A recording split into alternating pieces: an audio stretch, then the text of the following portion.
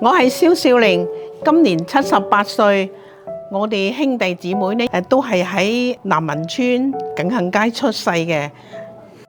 我嗰個哥喺新西蘭，仲有一個細佬喺加拿大，一個喺美國。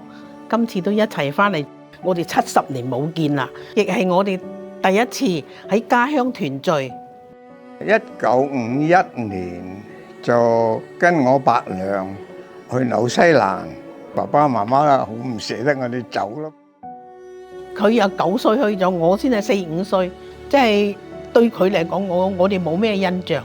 嗰陣時喺鄉下，資訊唔通啊，直至到我去咗澳洲，第一次打通電話俾佢呢，佢又叫我阿玲阿玲，我話阿哥，我都喊起嚟啊！第一次嚟。我同我先生咧喺1986年移民咗去澳洲嘅。我初初去做餐館嗰度，所以好艱苦。澳洲咧同新西蘭好近，但係咧當時大家都因為要顧住揾食，一直都冇時間咧去探望對方。呢一次我哋同新西蘭屋崙中山同鄉會一齊翻嚟懇親，終於見到面啦！我想象入邊嘅哥呢，都係好高大威猛嘅，因為我聽我爸講過，你阿哥喺紐西蘭啊，又打籃球又踢波，樣樣運動都有，都會去參加嘅咁樣。點知一見到嗰個哥呢，係腳已經行得好方便啦。我哋係一個大家族嚟嘅。以前我哋間屋咧係前一間後一間嘅。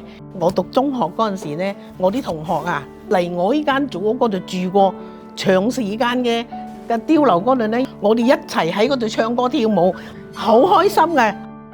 呢張座就係我以前瞓覺噶啦，有一張床，呢個書台，另外咧呢度咧，我包括好多嗰啲功夫嗰啲大刀啊、劍啊、戟啊咁樣就掛晒喺度嘅。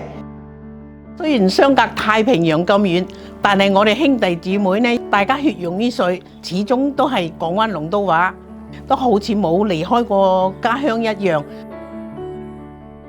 就係我哋小學嘅母校啦，嗰埲牆仲保持返原嚟我哋喺度讀咗6年書。畢竟大家都已經古稀年之人啦嘛，見得一次得一次噶嘛。我就最遺憾係我對上嗰個哥蕭月東死咗10幾年啦。以前細個我媽咪同佢爹哋出咗香港咧，係我同佢相依為命好耐。每一次而家去佢個墳墓嗰度掃墓咧，我都會喊嘅。因為佢好飲咖啡啊，所以我哋每一年嚟祭墓咧都要帶一罐咖啡俾佢飲嘅。今年就好特別嘅一年啦，兄弟姊妹大家都翻嚟踏青掃墓啊！相信你喺在天之靈都開心。